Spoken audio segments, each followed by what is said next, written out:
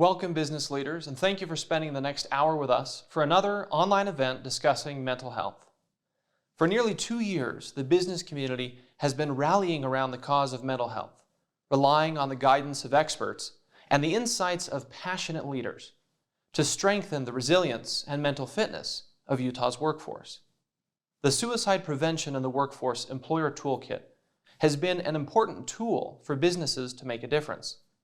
Now, we're pleased to announce a new resource specifically tailored to support the legal profession, Living Well in Law, a guide to building engagement, resilience, and well-being for the legal profession. This new guide and today's event are part of the Workforce Resilience Through Mental Fitness series, an initiative of Utah Community Builders, the Salt Lake Chamber's Social Impact Foundation. I'm pleased to introduce the moderator for today's panel, Andrew Morse, shareholder at Snow, Christensen, and Martineau. Welcome. This is an important effort by all law firms, all legal employers in Utah. It has been going on since about 2018. I'll get in a little more detail on that in just a second. But first, I want the panel to introduce themselves. Let's start with Justice Petersen. Hi, my name's Paige Petersen, and I'm a justice on the Utah Supreme Court. My name is Christopher Hill. I'm a shareholder at Curtin McConkie and on the firm's executive committee. I'm Nicole Salazar-Hall. I'm a shareholder at Parsons, Bailey & Latimer. I'm going to first give the audience a bit of background on how all this got started. In 2016, there was a national study of the wellness of lawyers. Over 13,000 lawyers in 19 states were surveyed, and the results were remarkably grim. 21% experienced alcohol abuse. When you just looked at younger lawyers, the rate shot up to 38%. 11.5% of all lawyers had suicidal ideation. 19% experienced anxiety. 28% were depressed, and this was 4 times the national average for non-lawyers. And 23% experienced acute stress in their personal and professional lives. The American Bar Association got a task force together to address the issue. By 2018, Chief Justice of the Utah Supreme Court, Durant, brought the issue back to Utah and asked Justice Petersen, to my left here, to create a committee to study it, a workforce. I was asked to serve in that workforce as a law firm leader. We put together a committee and got to work. A lot of things have happened. Over 27 different continuing legal education programs have occurred to help teach lawyers and law firm leaders how to do their work and live their lives with less stress, less depression, less substance abuse. The work is just begun. Recently, the Wellbeing Committee of the Bar and the Chamber of Commerce have put together a workbook, a single resource that law firm leaders and employers can use to create and execute programs. We want to talk about that workbook today. But the workbook wasn't just made up by a few people. It was the result of almost 2 years of roundtable discussions with law firms and with legal employers around the state.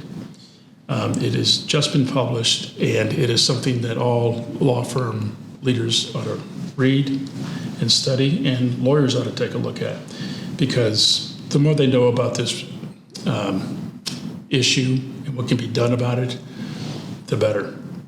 I thought we'd start by asking a few questions of the panel. Justice Petersen, why is this issue important to the legal profession? Why is it an important legal issue to address by the legal profession? I think that addressing well-being is really a win-win both for individual lawyers and for legal employers like law firms, government agencies. Any place that employs lawyers, I think, will see really the benefits of creating a culture that supports well-being. For the individual, as you just said, a lot of lawyers are struggling. And as lawyers, we're called upon to do really hard things. For some reason in the law, there seems to be always more work to do than time available. And in litigation, you're in an adversarial process. So you go to work and there's someone on the other side of the case whose job is to poke holes in what you're doing. That can be very stressful. And you have clients who you want to do a good job for. And so there's a lot weighing on lawyers' shoulders. And so you have people who are really feeling the effects of that. And even for someone who says, I think I'm fine, I think I feel pretty good, I don't feel depressed, I don't think I'm really suffering from anxiety, the more you know, the more you realize that there are a lot of tools to help you handle these challenges, to make it easier to do the hard things that we're called upon to do. And the more you learn about it, the more you can use those in your career. And when lawyers do this, I think it's good for legal employers, because when you have engaged employees, your productivity increases, turnover decreases, and there are just benefits all around. So I really think it's a win-win, and there's no reason not to do it and every reason to do it. Nicole, why now? Why should we do this now? Yeah, I think really the question is, why shouldn't we have done this 20 years ago? I think we're at such a place where this has been an ongoing problem for, I think, several generations. It's now more socially acceptable to accept help, say you need help, and to actually take the help that's out there. We actually have a lot of resources now available for attorneys, for non-attorneys, to be able to get the help they need, and we really need to take advantage of it. I know everyone likes to blame the pandemic, but I think the pandemic and the lockdown really exacerbated what was already there. It was already a profession in crisis that needed a lot of help. We're a bit of a prideful bunch with a bit of an ego. We don't like to say we need help. We like to be that stone cold face of reason in the midst of chaos. And the reality is that we are still human underneath that. And we need to address our mental health.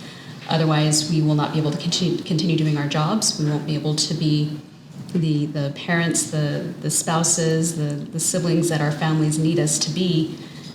And frankly, addressing attorney well-being will help us be better people, a more rounded, healthier, happier person. And there's no other better reason to do that.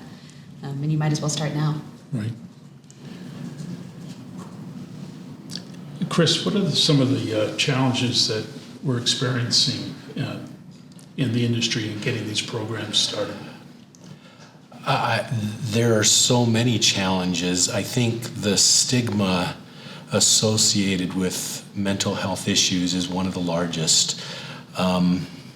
We work in an industry where our mental fitness and our mental acuity is the tool of our trade. And to exhibit any sign of perceived weakness in that area creates a fear or an anxiety that we are diminishing our tool of our trade, that we are somehow less valuable in what we're doing because of that. And while that may not be true, overcoming that stigma is so hard in this industry. It becomes this cycle that you talked about earlier with the numbers. I know you talked at the beginning about the numbers of people suffering from alcoholism and suicide ideation, but without glossing over those numbers, they're staggering. And the recognition that the stress of our profession places on the practitioners in the industry without providing tools and resources for managing and addressing that is naive to think that individuals who have not been trained in those areas can navigate those waters independently.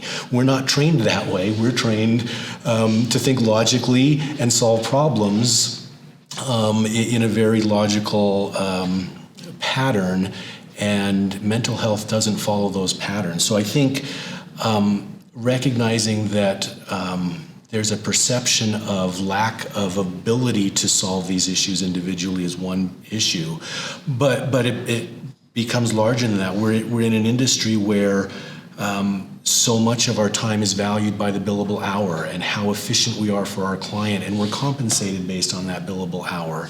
And if the things that we do detract from our so-called efficiencies, or create this risk of perception by other people that watch what we do of those inefficiencies, we hide that. The natural tendency is to not let others see inside that curtain so that there's no risk of impairing the value that we perceive we add to our clients.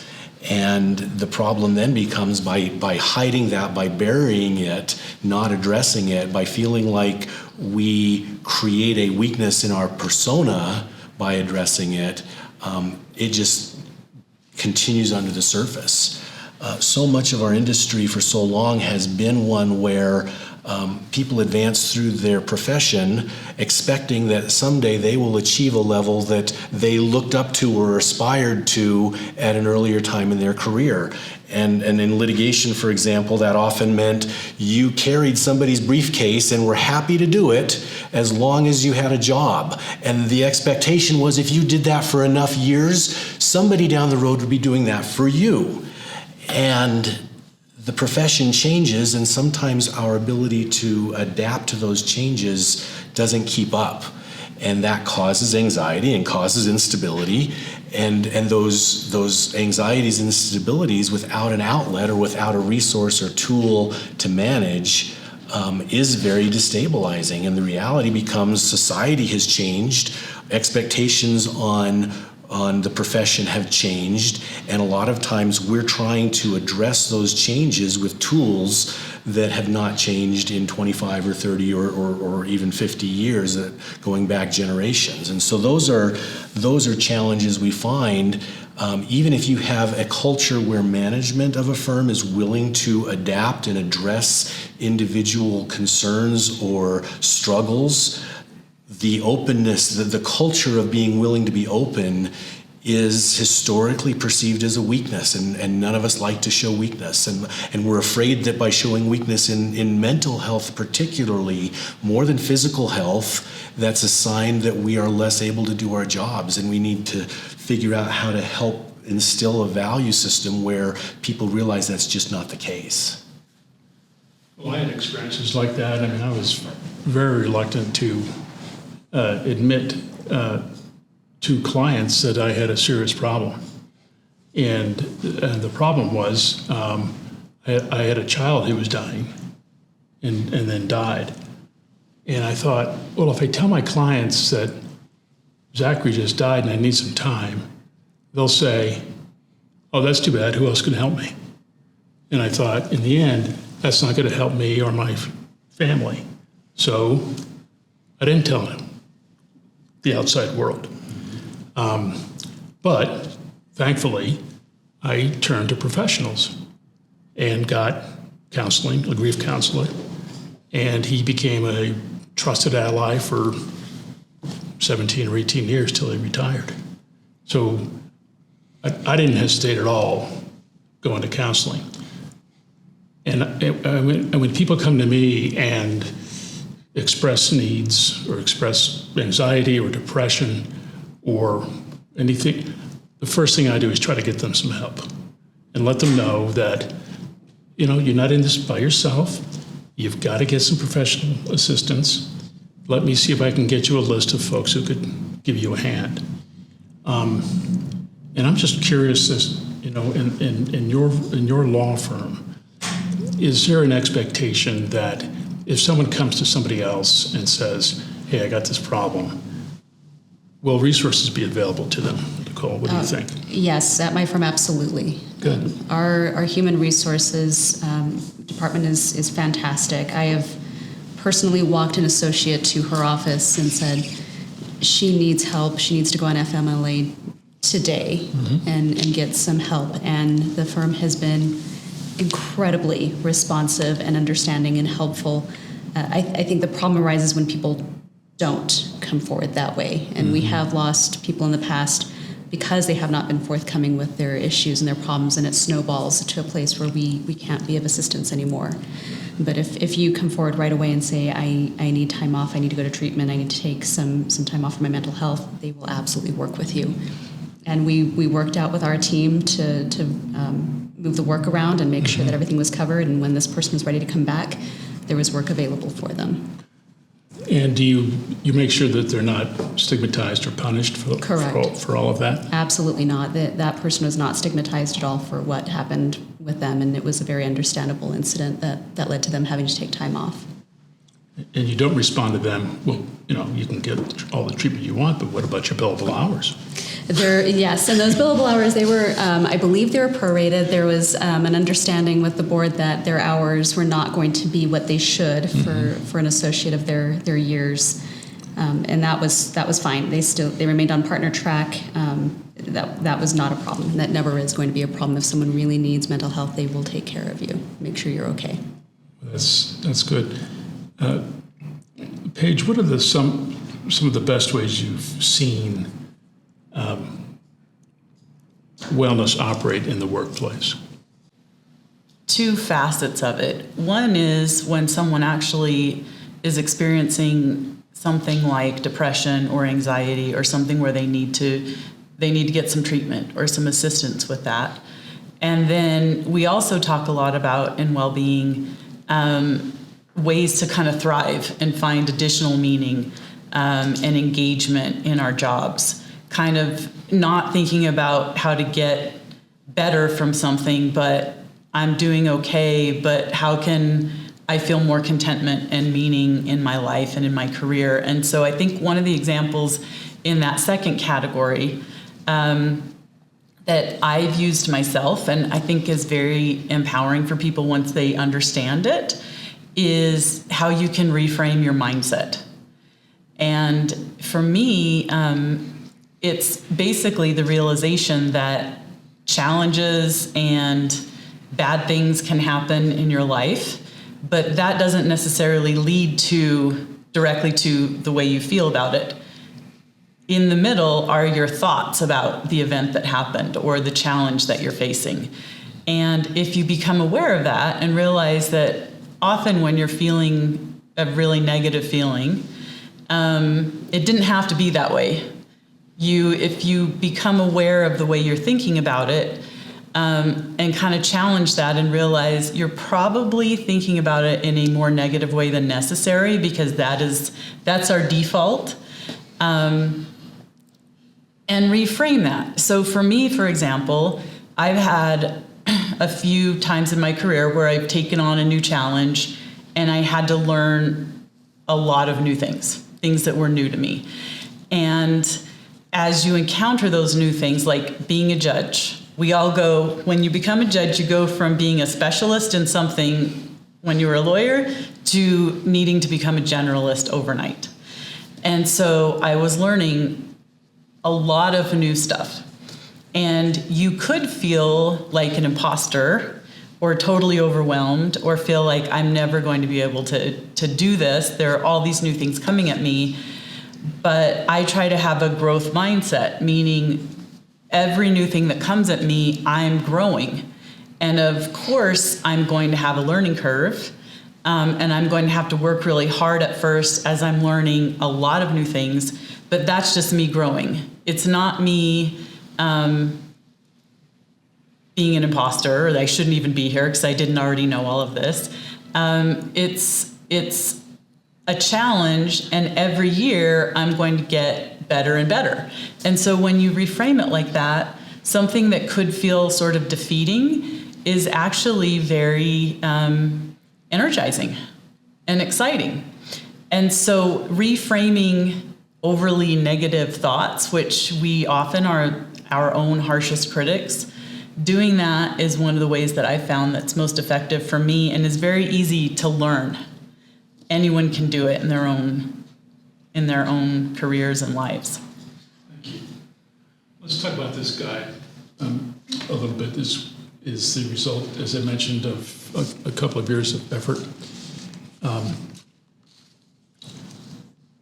One of the first of these 7 steps, Chris, is to understand why engagement and resilience matters.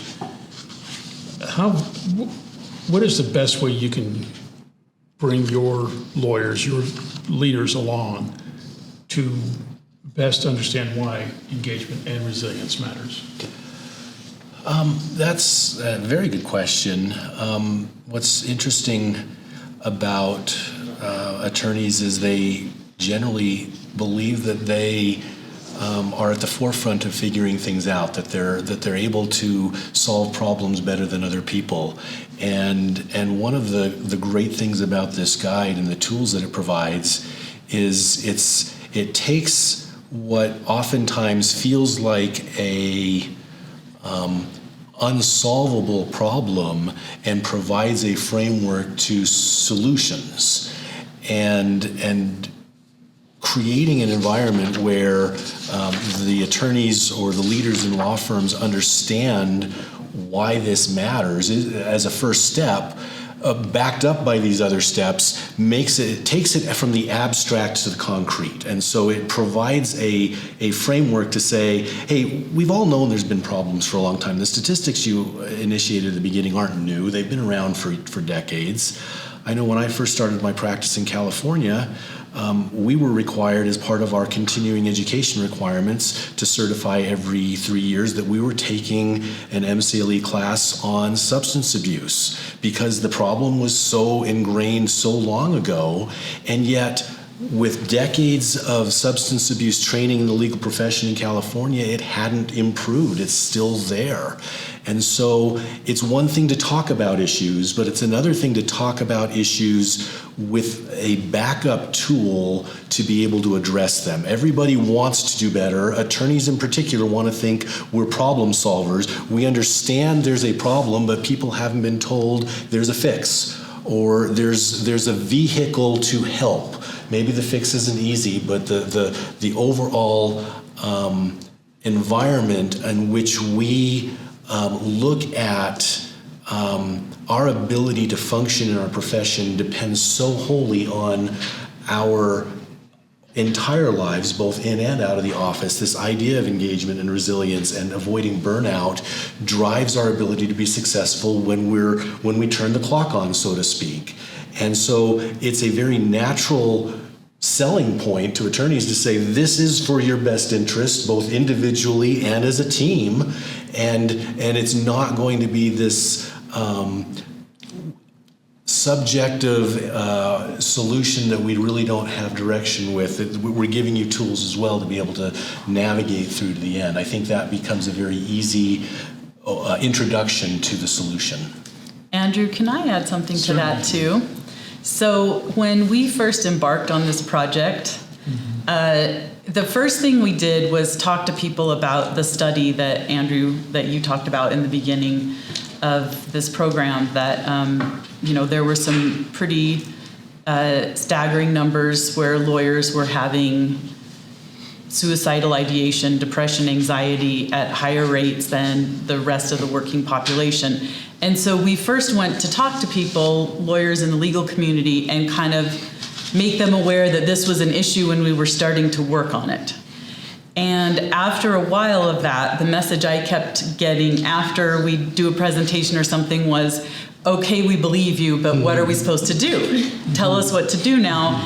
And I think that our charge as the Wellbeing Committee has been trying to answer that question ever since. What can we do?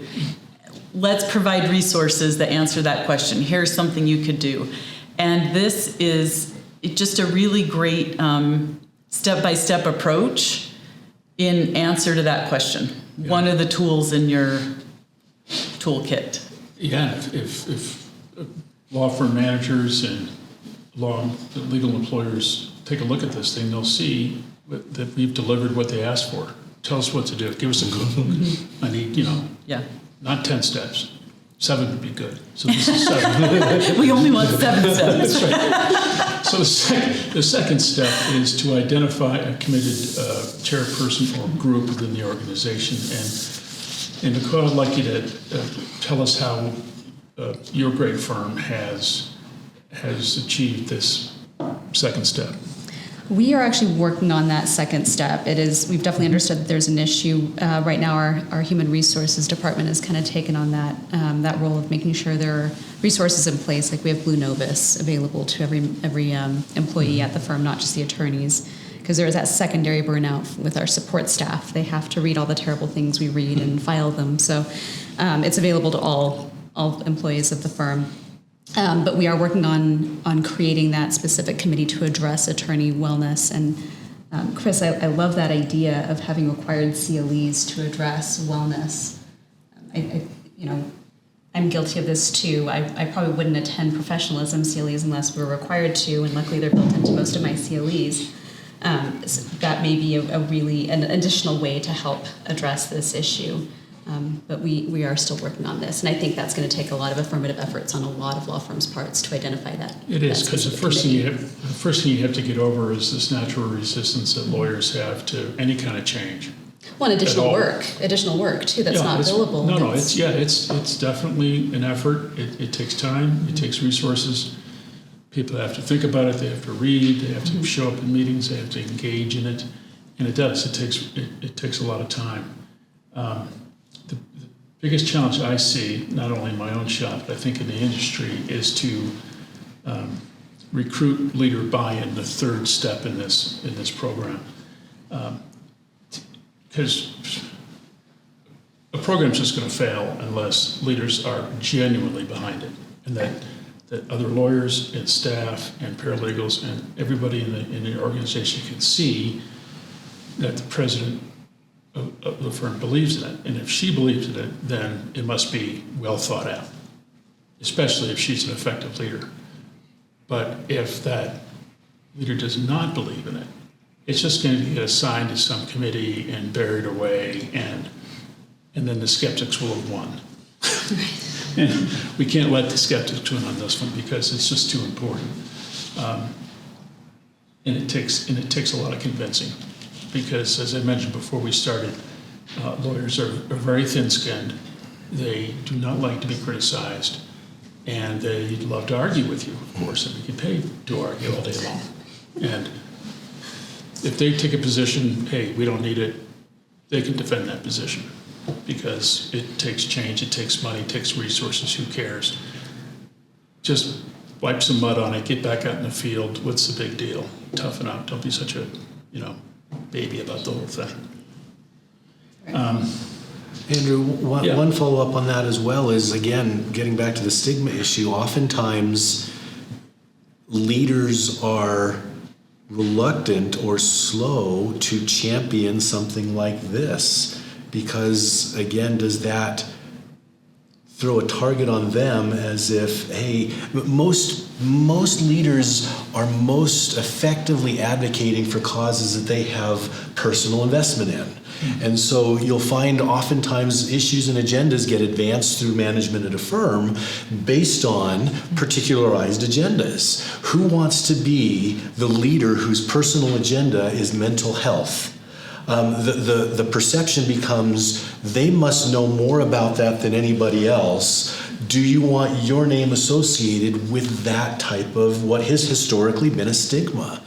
And it really, why is it any different than somebody's physical health? Why do we treat PTO as any type, for surgery or for an accident or injury any different than we would advancing the cause of something that's that's more hidden, but it's emotional health. But the problem becomes it's much easier, it's much safer to be an advocate or a champion for something that doesn't come with the stigma. And so getting that leader buy-in either requires a very secure leader in their situation to say, I'm willing to go on the record with my own individual, again, whether it's on the negative side or the positive side, the burnout side or the mental health problem, I'm not ashamed of it and I'm willing to be an advocate for this. Or somebody that at least they don't have that issue themselves, but they passionately believe enough in it to be a strong enough advocate to overcome the inertia of not having that program in the first place. Yeah, and then I see that as the biggest problem in getting these. But we're problem solvers, right? Right. And so let's do it. We can get at it. Nicole, what would you say is the and maybe you all haven't explored this yet, but our fourth step is to assess the workplace and the employers and the employees, to test their mental engagement, to test their resilience and well-being, and to assess what the entity is doing well and not doing well. Mm-hmm. I know that's a lot to look at, but I'll give you one example that I've heard about in the firm, then I'll let you answer the question. 15 years ago, this lawyer was a new lawyer, and every month there would be a list that would come out of the lawyers who did not meet their billable requirements. Shaming. I mean, all caps, shaming. And the law firm leaders thought that was a good idea. Can't believe it, but they did. And it didn't work. The firm is gone now. Maybe that's not the only reason it's gone. But how would you assess let's say the mental engagement of lawyers and staff members? Well, I think Dr. Matt Thies has a great assessment that law firms can use. And really, baseline data is the best place to start. We don't know, if we don't know what's happening, we can't help it. We can't figure out where we need to direct our resources. So I like to say we don't know what we don't know. So this baseline assessment is really the best way to determine where are our problems. And I remember as a young associate, something similar happened to us, that the shareholders would post all the associates' hours every week. And show where we were at and if we were on target to meet our hours. And good gracious, that was horrifying. Yeah, it would be. I don't know if Parsons does that. I'm not on that kind of track. It's based on my collections, but I think assessing is going to be one of the most important pieces of this puzzle in figuring out how to address each individual firm's needs, because each firm is different. Each firm has a different culture, different leadership, different styles. Different dynamics. It's like a family, and every family is different in how they interact with each other, and law firms are really no different. They're just much larger. And you have your fights in different places, but I think that is the best place to start, is with the assessments with Dr. Matt Thies at the U. One of the things he drives is to assess the firm culture and the firm's incentive structure. Right. For example, in our firm, we don't have any written policies about vacations. I think that people were afraid to write down, you really should take, 2 to 4 weeks off a year.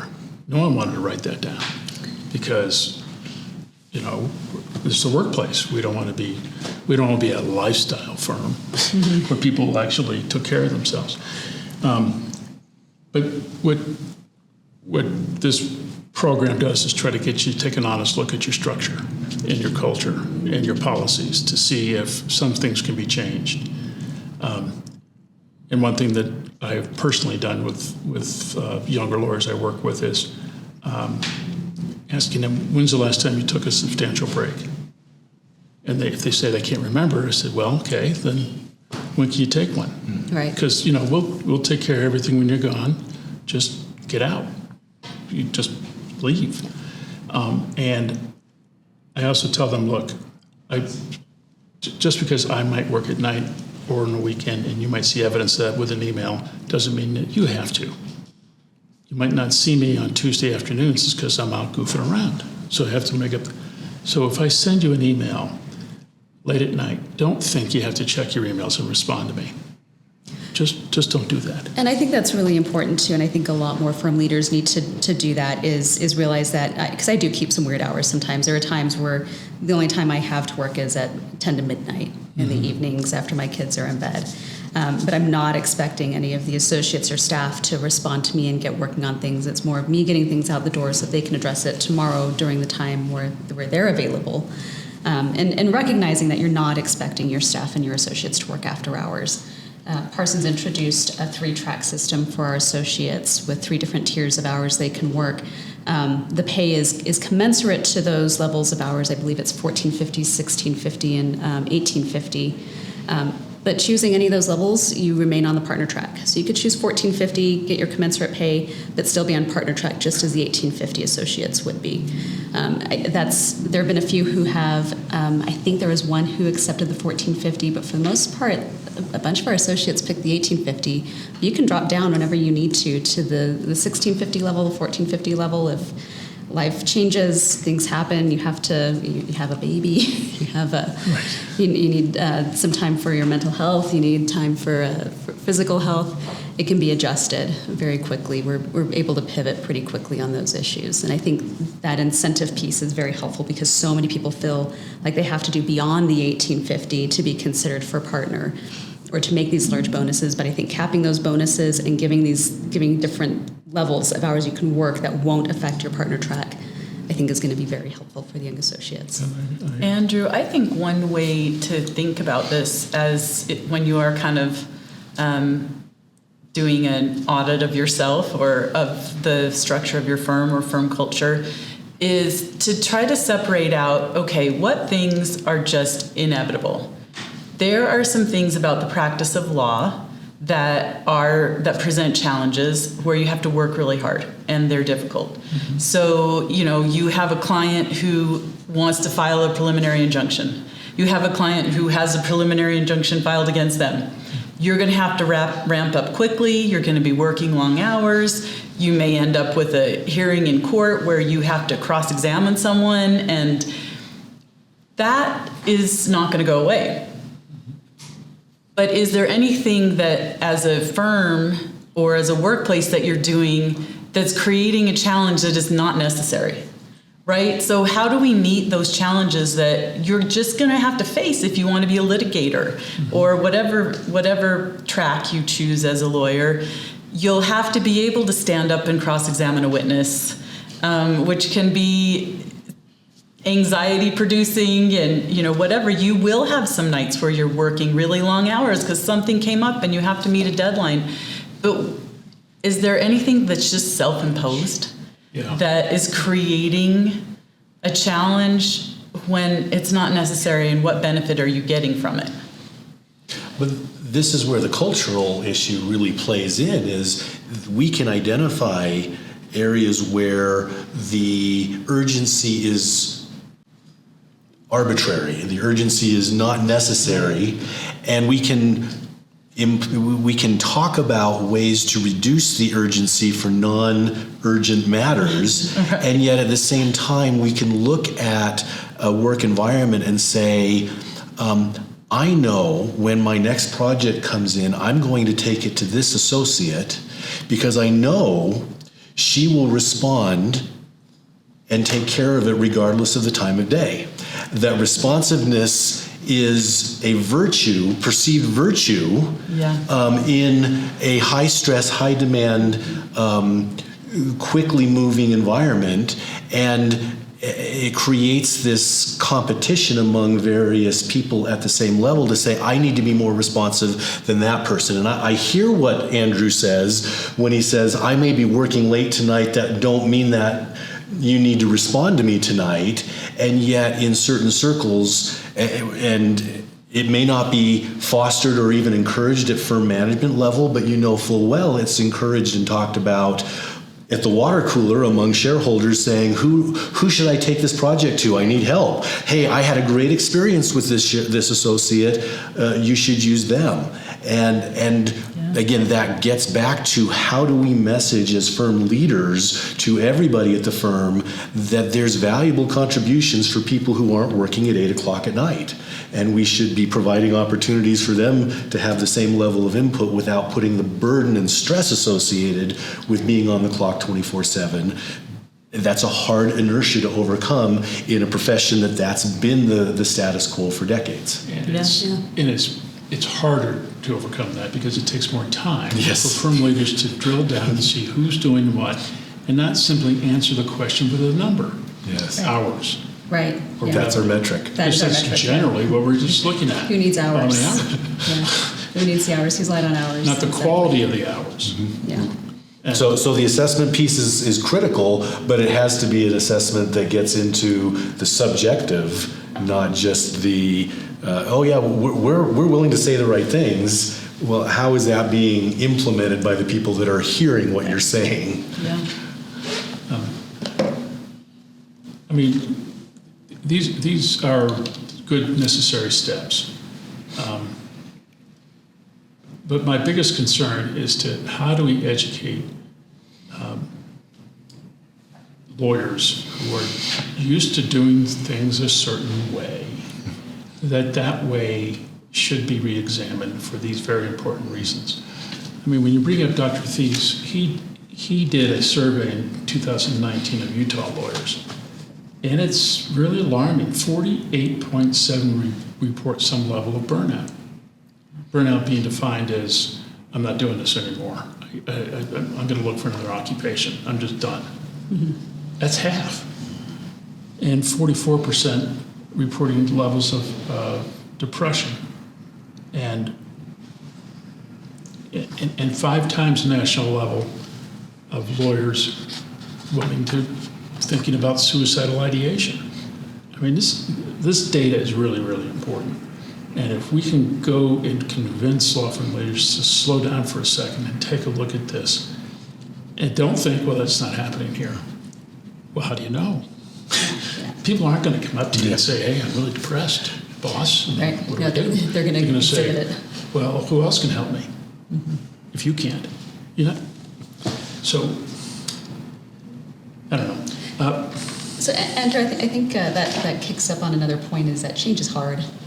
Change is really hard. We don't like to change. I remember when e-filing became a thing. I remember how panicked we all were, and I was a new attorney, and you'd think that I'd be like, oh yeah, let's bring it on. This is great. E-filing. Oh no. Everyone in my little public defense firm was like, this is horrible. What are you doing? This is the worst thing ever. What are you doing to our profession? And now, all these years later, we're like, no, this is great. Well, you should have been around when email was invented, because that was a shocker.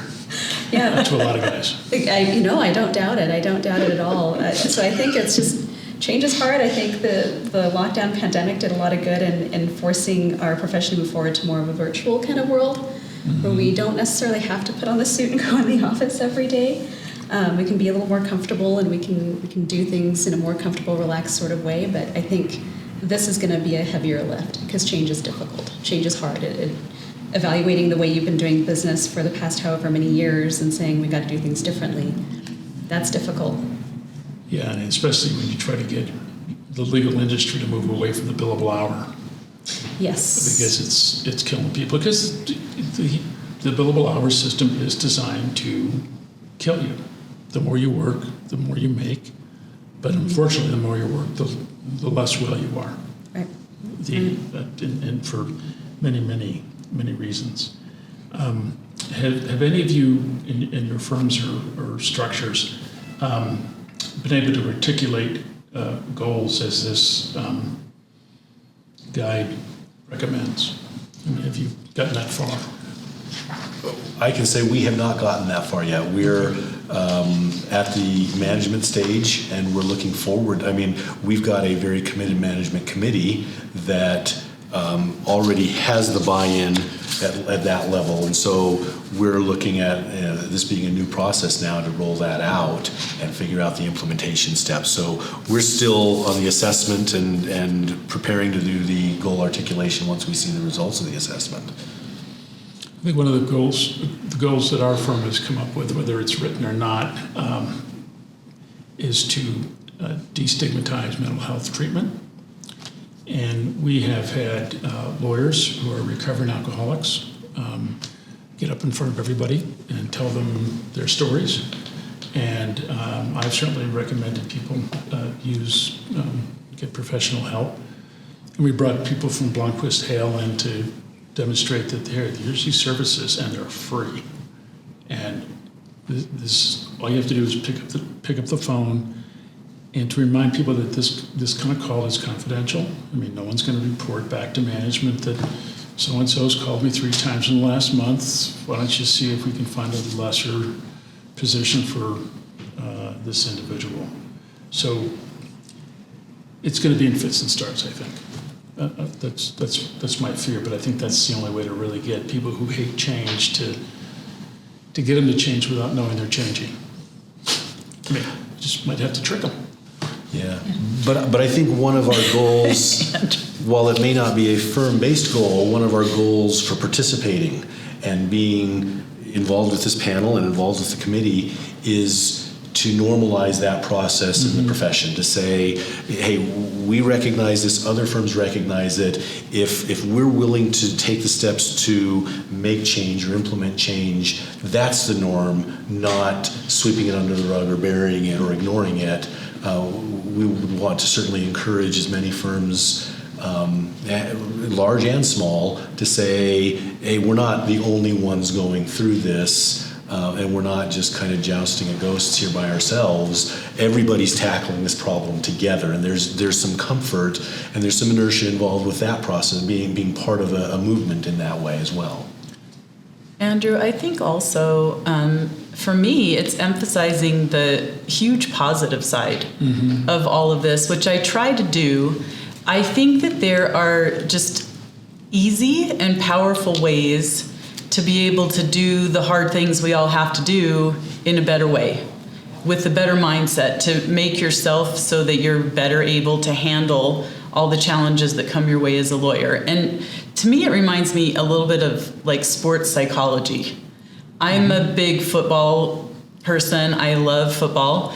And you'll often hear with the quarterback, the commentators will talk about, they throw an interception and how great this quarterback is at only looking at the next throw. And they don't let that interception throw them off. They forget about it and they make their next throw.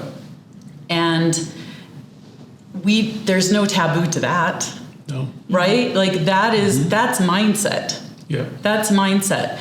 And so, for me, I think being aware of that kind of thing and looking at my own mindset has helped me do harder things. It has made me more engaged. It has helped me accomplish what I have in my career because I'm always trying to be aware and setting goals and figuring out, how can I do this better? How can I handle that better? How was I standing in my own way? And so I think that there's a big positive side, and it's about taking on challenges the best way that we can. And to encourage younger lawyers to talk to a trusted older lawyer about how they might be able to function better. What tips of the trade, perhaps, are very helpful, which is why it's really helpful to have mentors in your life. Mm-hmm. I would not have succeeded the way I have without really good mentors.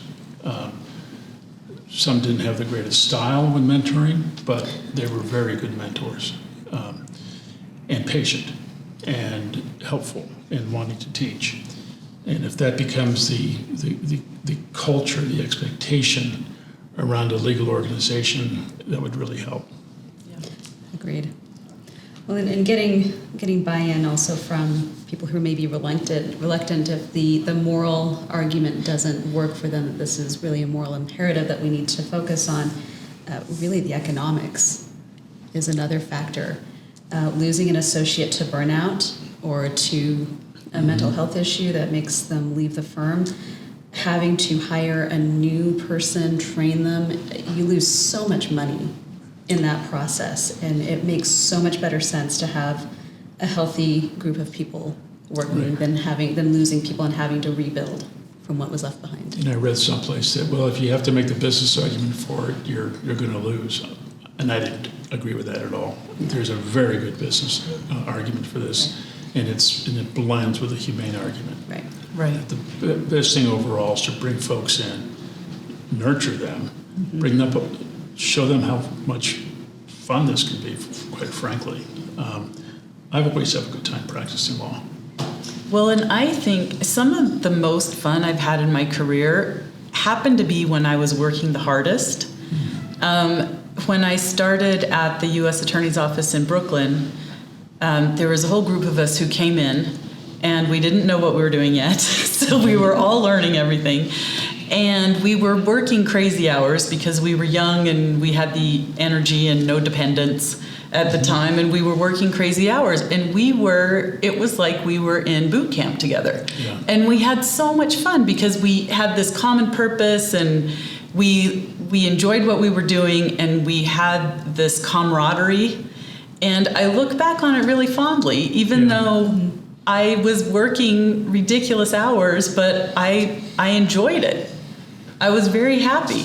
Well, because the culture, right? I had a similar experience as a public defender. It was, 20 hearings in one day, barely a chance to run down to the courthouse cafeteria and grab a sandwich. Right. But it was fun because you were with your team, and other fellow attorneys were in the same hallway, and you were comparing notes and like, oh, how'd that hearing go? It was horrible. It comes down to that camaraderie. Yeah. And that firm culture that's there. Yep. Well, I think we're sort of at a natural stopping point. Any final thoughts, Chris? Anything you'd like to add?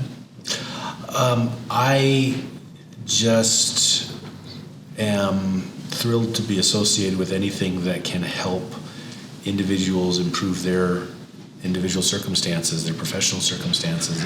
It's a again, why weren't we doing this 20 years ago type of message, but again, the best time to plant a tree was 20 years ago. The second best time to plant a tree is today. There are things that we can be doing going forward. There are resources and tools available, and we stick our head in the sand and ignore them at our peril, both individually and as firm leaders with the people that we're responsible for at our firm. If we don't take advantage of these growth opportunities that are being just well researched and well presented and well thought out, we're very pleased that this tool is available to us. We're looking forward to implementing it, and we, from a personal level, just really look forward to the potential change. I liken this back to, again, you raised the civility and professionalism CLE, but when you look at civility and professionalism across the bar and how it compares to other jurisdictions, it's worked. It was a hard effort. It was a hard-fought effort. It took a lot of energy, and it's paid off in spades. The dividends are worth it. I have every belief that the long-term effects of a program like this on a profession goes as far, if not farther, than we have achieved in the civility and professionalism realm in the bar. Agreed. Paige, any final thoughts or ideas? I really believe this is a win-win. Mm-hmm. I think it's a win for lawyers, and it's a win for employers. And a big win at that. So I think it's really worth, for those who are a little skeptical, I think it's really worth learning more about it because there's only upside. Nicole, what do you have to say? I can't agree more than what Justice Petersen and Chris here said. This is a good time to do it. We need to do it. I've seen the aftermath of unchecked mental health in my cases as a family law attorney. It needs to be addressed. It can't go unchecked, just like cancer screenings and checking your blood levels, cholesterol, heart, all of that. It's just as important because there are long-term effects if you don't. I think this is going to be an incredible opportunity and a chance for us to be better lawyers. Yeah, and to close, I mean, I try to take, when I try to make a change in my life, I do it on an hour-by-hour, day-by-day basis. And one of the things I've done in the last, well, probably half dozen years is before I talk to a lawyer, either opposing counsel or someone in my firm about whatever it is I have to talk to them about, I first ask them how they're doing. And they say, I'm doing fine. In the last few years, I said, you've been in that pandemic. You are not doing fine. So let's talk about this. And sometimes it's 3 minutes, sometimes it's 10 minutes, but then we get on to the business at hand. And at least that way, I've improved my human connection with that individual, whether it's someone senior, someone junior, I especially like doing it with opposing counsel because they don't expect it. But then there's somebody on the phone who's asking them how they're doing and expecting an honest answer. Whether I get it or not, I don't know. But I'll tell them how I'm doing. Anyway, so with that, thank the audience for participating, or at least attending, and good luck. We want to thank Andrew for being our moderator today, and also thank all of our panelists for their excellent, insightful comments and for their leadership on this issue. We also want to thank our sponsors of the new resource, Curtin McConkie and Parsons, Bailey, and Latimer. We encourage each of you to use this new guide in your businesses and share how it helps make a difference for your employees. Together, we can ensure Utah's entire workforce is the most resilient and mentally fit in the nation. Thank you again for joining us today.